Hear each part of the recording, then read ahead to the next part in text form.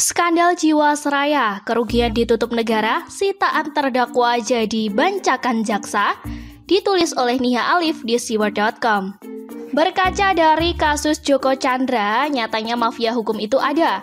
Mereka diisi oleh oknum dari penegak hukum yang main mata dengan para tersangka atau memiliki niatan memperkaya diri sendiri. Kalau maling biasa dihukum lantaran merampok harta masyarakat, lantas siapa yang menghukum aparat yang merampok uang para penjahat dan melimpahkan kerugian ke negara? Padahal keduanya sama-sama memiliki niatan jahat dan ingin memperkaya diri sendiri. Sebagai contoh dalam skandal Jiwasraya, anggota DPR dari fraksi Gerindra belak-belakan mengatakan kalau banyak sitaan jaksa yang tak jelas arahnya. Diberitakan oleh wartaekonomi.co.id, Kejagungan melakukan penarikan dana sebesar 114 juta lebih dari rekening tidur tersebut pada April 2020. Namun penggunaan dana yang ditarik dari akun ini tidak jelas. Belum ada transparansi sehingga tak ayal mereka menjadi sorotan anggota Dewan. Anggota Panja Jiwasraya Komisi 3 DPR RI, Wihadi Wiyanto, fraksi Partai Gerindra, pada akhirnya mempernyatakan keputusan jaksa melakukan pengambilan dana di rekening Beni Cokro. Ini kenapa uang ini dicairkan oleh kejaksaan? Kalau memang sebagai bukti, ini bisa dibekukan. Tegas di sela-sela rapat kerja Panja Jiwasraya Komisi 3 DPR dengan jajaran Kejaksaan Agung beberapa waktu lalu. Wihadi menyebut data yang diperoleh pembukaan dorman akun dilakukan pada 1 April 2020. Dalam rekening itu ada 114 juta lebih yang ditarik kejaksaan. Namun kata Wihadi, pengambilan dana ini tidak dilaporkan kejaksaan, sehingga tidak diketahui dana tersebut lari kemana. Ini lari kemana dana itu? Makanya saya minta transparan, ujarnya.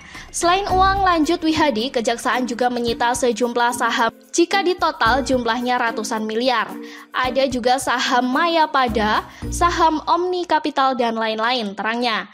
Data-data saham ini ada di kami, dan ini diambil oleh kejaksaan tetapi tidak dilaporkan oleh kejaksaan. Di mana transparansinya? Terangnya. Politisi Gerindra ini lalu meminta Kejagungan membuka soal penggunaan uang dan saham yang disita karena ini menyangkut kepentingan nasabah.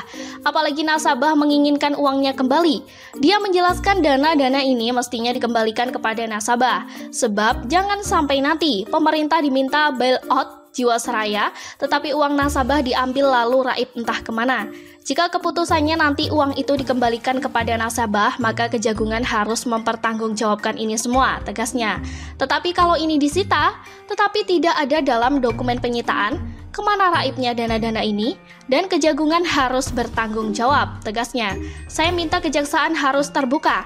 Ini hanya rekening Beni Cokro yang saya terima. Dan masih ada rekening-rekening lain yang disita kejaksaan, ungkapnya. Dari berita di atas saja sudah bisa disimpulkan kemana larinya uang para terdakwa Jiwasraya.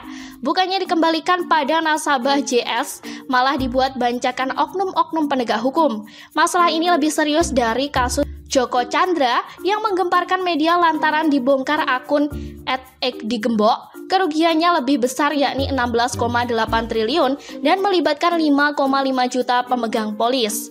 Anehnya, hingga kini tak ada penyidikan kasus ketidakjelasan aset para terdakwa yang disita.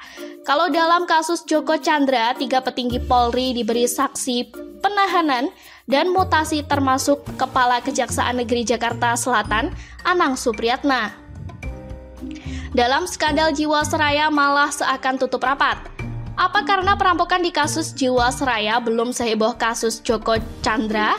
Apa karena menilap uang para penjahat sudah menjadi hal lumrah bagi para aparat kita? Akhirnya tak ada bedanya antara penjahat negara dan oknum aparat penilap uang penjahat. Keduanya akhirnya sama-sama merugikan keuangan negara. Bedanya yang satu kalau ketahuan dihukum berat, nama baik menjadi busuk dan dihujat semua orang. Satunya lagi malah dianggap pahlawan lantaran berseragam aparat. Semoga ke depan ada hukum atau undang-undang kasus yang menyeret para oknum aparat nakal. Hentikan melakukan dagelan hook dengan menangkap para penjahat lalu diam-diam menikmati uang sitaan mereka di belakang. Apalagi dalam kasus Jiwasraya ini, termasuk BPK yang kemarin ngotot semua kerugian ditanggung pemerintah. Jangan-jangan ikut menikmati juga. Jangan sampai dalam pendirian Nusantara Live yang menjadi pengganti Jiwasraya nanti harus dibebankan ke negara semua. Percuma kejaksaan sesumber ke media telah menyita 18 triliun kalau akhirnya sejumlah aset tidak liquid. Tergadekan dan parahnya lagi jadi bancakan. Presiden dan kementerian terkait harus ikut jeli mengawasi hal ini kalau tak mau uang negara ikut kebobolan. Untuk DPR segera sahkan undang-undang baru yang bisa menjerat aparat nakal. Begitulah kira-kira. Sekian dulu berita hari ini, jangan lupa di like, komen, dan subscribe agar Anda tidak ketinggalan informasi menarik dan terupdate lainnya dari channel Daily.